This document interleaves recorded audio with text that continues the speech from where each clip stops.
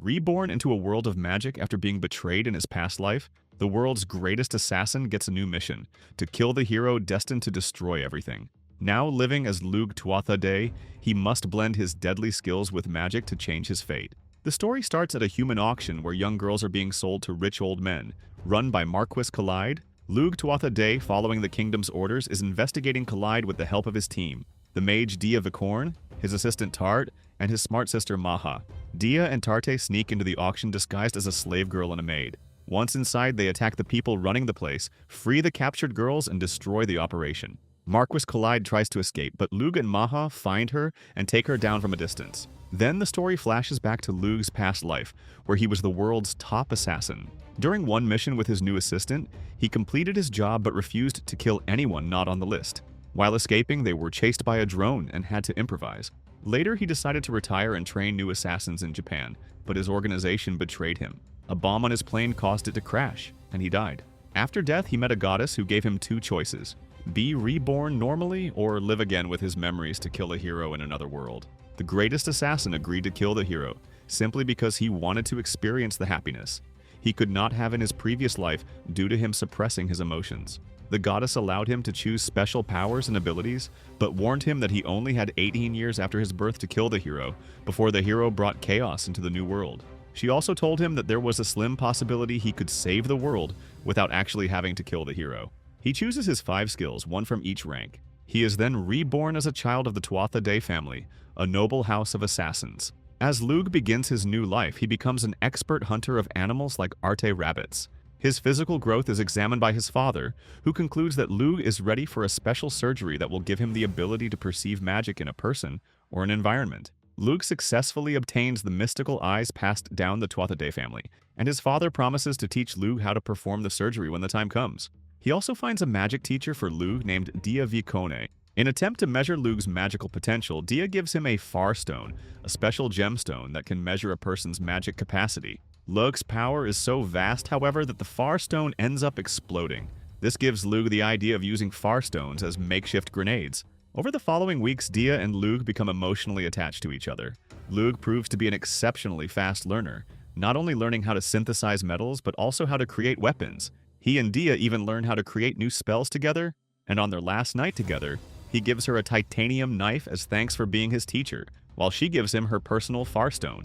As Dia departs, Lugh's father decides that it is time for Lugh to assassinate someone for the first time while explaining the methods of the House of Tuatha Day. His victim is a woman guilty of multiple crimes who tries to plead innocence, but Lugh, knowing that the woman is lying, kills her painlessly. Using his manavision, Lugh attempts to find someone who can be both his personal servant and his assistant during assassinations. Sure enough, Lugh finds such a person in the form of Tart, a girl from a poor background who had made her way to the Tuatha Day region in hopes for a better life. After rescuing her from a pack of wolves, Lugh brings Tarta to his home and gets permission from his father to train her as an assassin. When he reaches the age of 12, Lugh finds that Tart has become skilled in spear fighting, but has trouble using smaller weapons like knives. To solve this problem, Lugh creates a special, retractable spear that Tart can hide beneath her clothes. With a good weapon at her disposal, Lugh believes Tart has become a valuable asset in his mission to kill the hero. Lugh creates a lot of Far Stones using the magic Dia taught him, and reports his progress to his father. He explains that he's been watching Tart closely and is sure she isn't a spy, though it's quite a coincidence that someone with such strong magic skills happened to end up in their territory. Lugh's father, Kian, tells him it's time to test his abilities in a real fight to prove he's ready for assassination work.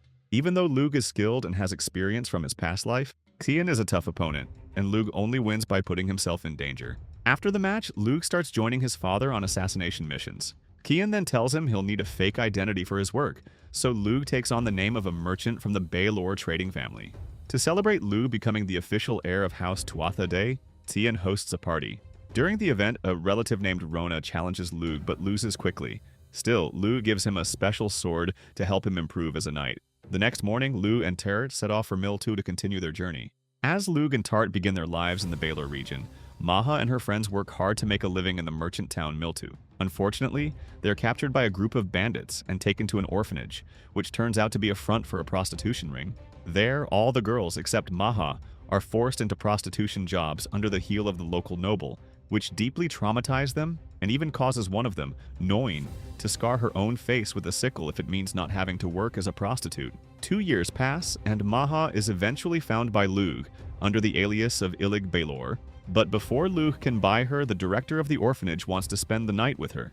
Fortunately, Lugh saves Maha, and with Tart's help, he is able to expose the noble's crimes and get him arrested. As the prostitution ring is shut down, Noin finds that her scars have been removed, and Maha finds a new home with Lugh. Living under his new identity as Ilig Baelor, Lugh decides to open a cosmetics shop in Miltu. His goal is to boost the Baelor family's profits and earn money for his secret missions. He introduces new products like lotions, moisturizers, and sweets that don't exist in this world yet. His shop, Orna, quickly becomes a huge success, dominating the market within 6 months. However, rival companies grow suspicious and send spies to uncover the secret behind Orna's success. With help from Tart and Maha, Lugh manages to catch one of the spies, but even after questioning him, they get no useful information.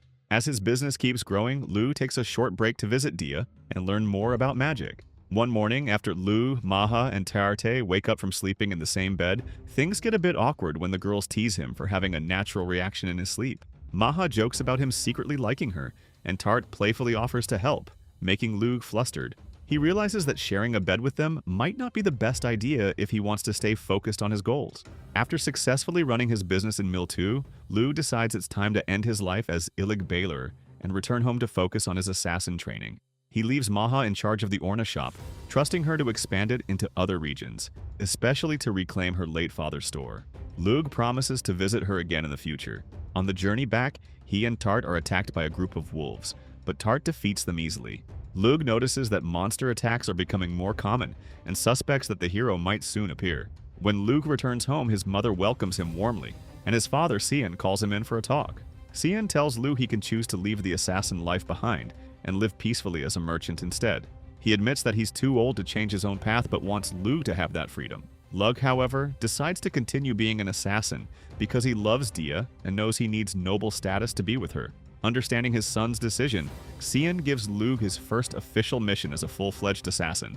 Lugh's first target as a fully trained assassin is Count Osba Venkor, an aristocrat who has been selling military secrets to neighboring kingdoms in exchange for Vyzin, a drug that he distributes throughout the kingdom. Using Maha's information network, Lugh decides to investigate the Count by himself and determine whether or not the target truly deserves assassination. Lugh and Tart visit Pisial, the second largest merchant town in the kingdom, and take down a criminal group selling Vyzin, but not before seeing the effects of the drug on a poor girl's mother. Sometime later, Lugh and Maha travel to the Count's mansion in the Venkor region under the pretense of selling Orna's products, which proves to be a success for Orna. As night falls, Lugh silently assassinates Count Venkor with his newest weapon, a sniper rifle, but takes the time to watch the grieving wife's reaction. While Lugh does not regret taking the Count's life, he promises never to forget this particular mission, as it was the first assassination he performed as a free man rather than as an unfeeling tool. Lugh and Tart spend a full month on a deserted island as part of their assassin training, and upon returning to the mainland, Maha gives them information about a divine treasure, a tool of unmeasurable power that Lugh has been trying to purchase for some time. This divine treasure, a magical spear called Gai Bolg, is in possession of Setanta MacNess, a renowned warrior suspected to become the legendary hero. Lugh also discovers that the Viacone region is involved in a war and rushes to Dia's house, offering her a way to escape should the war reach her doorstep. Dia refuses to abandon her home, stating her obligations to her family and her people. Even so, Lugh and Dia decide to enjoy themselves on a date. As Lugh returns home, he still thinks he can help Dia escape from the war, but Dia has already taken steps to defend herself by fortifying her hometown. Sometime later, a wounded soldier asks the Tuatha Dé family to assassinate Dia. Cian explains that it was Dia's father who ordered the assassination on his own daughter as an attempt to stop the civil war currently afflicting the Viacone region.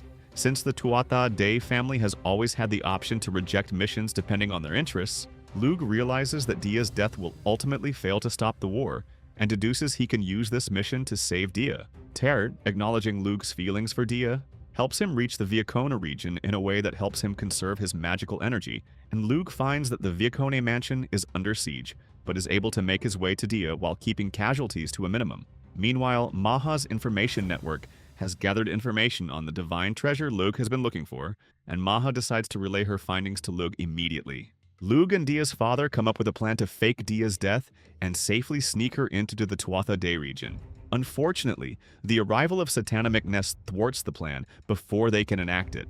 As Satana is the wielder of Gaibolg, Lugh knows that he will not survive a direct confrontation with him, so he fires a magnetically propelled tungsten projectile into the atmosphere and stalls Satanta long enough for it to obliterate him. Afterwards, the Tuatha Dé family adopts Dia under the guise of being Lugh's younger sister, completing the mission. Sometime later, Lugh receives word that the hero, Lord Epona Rhiannon, has arrived in the Alvin Kingdom. This is where the story ends for now. Like and subscribe to watch more videos from us.